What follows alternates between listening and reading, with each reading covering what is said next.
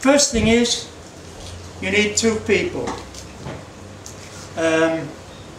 Equipment, well, you need all your gear, a brush, a carving knife, a series of wooden frames just made up without any wire in them, and on each end of the wooden frames stretch some elastic bands, 3 on each side. And I can even tell you the number of the elastic bands you want. Number 35 elastic bands. How's that? God, I coddle you. The whole idea of the thing is to cut the combs out to fit the frames, and one person holds them in the frames and the other person puts the elastic bands on, which holds them a little bit fragilely, but if you can get them into your hive, the bees will then attach them to the frames and chew through the elastic bands and throw them away. 2 or 3 big buckets, 5-gallon buckets, 20-litre buckets, whichever you prefer. One with water in. It's amazing how much honey you get up here while you're doing it. And it's good to be able to dip your hands in the water and get rid of all that honey, to rinse the knife. At least 1 bucket for grotty comb. If you're particular, you can have 2 and try to put honey in one and odd bits of grotty drone comb and worker comb in the other one. And you can retrieve a bit of honey. It's really not worth it. A lot of the colonies in feral colonies, like in that situation, the honey tastes rather earthy. But very often the people that own the compost bin think it's wonderful, you know. Chateau Compost Bin 1948.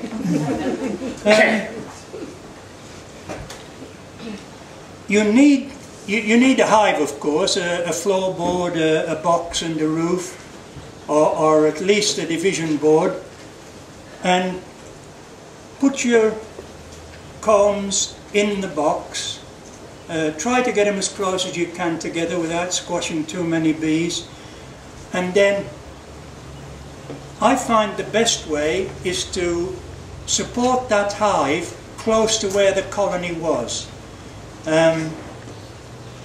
Not a distance away, because in spite of the fact of having 2 pairs of very fine wings, in situations like this, bees like to walk where they're going. But I did find 2 big queen cells that had larvae in them, so I knocked them off, and I can't find any eggs or small larvae. There is big larvae there. Does that mean the queen is gone? The old. Have you got other hives? Yes. What I would do, you're suspecting now that the old queen had gone, so they'd raised queen cells. Yes. And you've destroyed the queen cells, so hopefully you haven't got a queen anymore. That's right, but yeah. I've ordered. I've got a lovely Caucasian queen sitting there waiting to go in, but I'm just worried. You've actually got her? Yes, I've got her. I got her yesterday. Look, this is one of the hardest things out. You look in a hive and you can't see the queen. Well, that's excusable. Sometimes you can't see the queen. No queen cells, no young brood. And you think, oh, there's nothing there. But there might be a young unmated queen, which are very hard to see because they're very lively. From one of your other hives, take a frame of young brood and shake the bees off it back into the hive and put that in. Now, if they've got a young queen or even an old queen, they'll just say thank you very much and look after the young brood. If they haven't, they'll immediately start building queen cells on it. So that's a telltale. But it is possible. They do, you know, occasionally supersede old queens, which means that they see the queen is getting past it. In actual fact, she's just about run out of pheromones, which they need their daily ration, and they will start, they make very big queen cells, almost like peanuts, you know.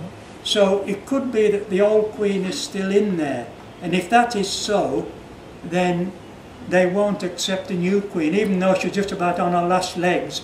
They won't accept your caged queen. Have you got a nucleus box? Yes, I have. Yeah, I haven't got it at home, but I can go and get it. Yeah. Well, what I would suggest, you've got the queen here and now, the bought queen. Yeah, I was wondering, can I put a queen excluder on top of, I mean, I've already got a queen excluder and then the honey box, but can I put the new queen in a brood box above the old queen and another queen excluder? Not with a queen excluder. Oh, okay. No, the bees above the queen excluder still know they've got a queen they know down beneath the bars. Oh, okay. So they're not going to take kindly to this one. If you've got another colony and you can afford to spare a couple of frames out of it with some young brood and old cap brood, put them in a nucleus box. From even this colony you're talking about, take a couple of, you've got to find the queen in this colony, so you don't put her in the nucleus box. What strainers do you use and how many times you have to strain it and things like that? Is it a 2-frame or a 3-frame extractor? 4-frame, reversible or non-reversible? Non-reversible. Non-reversible, okie doke. Well, the first thing is that the bottom bar leads. So if the thing's going this way, the bottom bar's at the front, the top bar's at the back. Okay? Yeah. Put your 4 frames in. Start turning, I presume it's a handle, is it? No, it's an electric one. Oh my God, fellas. Is it a variable speed? Yes. Good. Turn the speed so that the honey is just beginning to come out. Don't put it on full belt, otherwise you'll break the combs. Turn the speed until it's just about ready to come out. Leave it for quite a while to get rid of most of the honey. Then reverse them all so that the full side is again on the outside. Speed isn't quite so critical this time, but still do the same thing. Get rid of the most of it, and then turn your speed up to get rid of the rest of it. Having done that, you'll go back to the first side and get what was left after the slow speed. So you go side 1, slow, side 2, slow, fast, side 1, fast. You with me? Now, you got it in the bucket. What size bucket? An ordinary? Yeah, we've just been using the... An ordinary household About size 10 bucket. litre. Yeah. Well, I usually store mine, depends how much honey you've got, but say I store mine in 20-litre buckets. And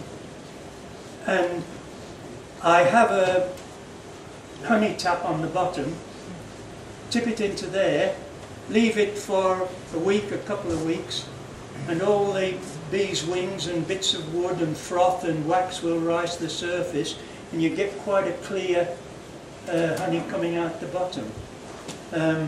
If you want then to bottle it, I warm it up. I've got a stainless steel stock pot. Put it in there. This depends on the quantity of honey.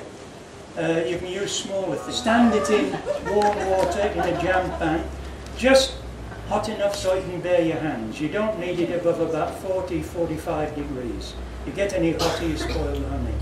And this has got water in it, did you say? So, yeah, the jam pan's got water in it, of course.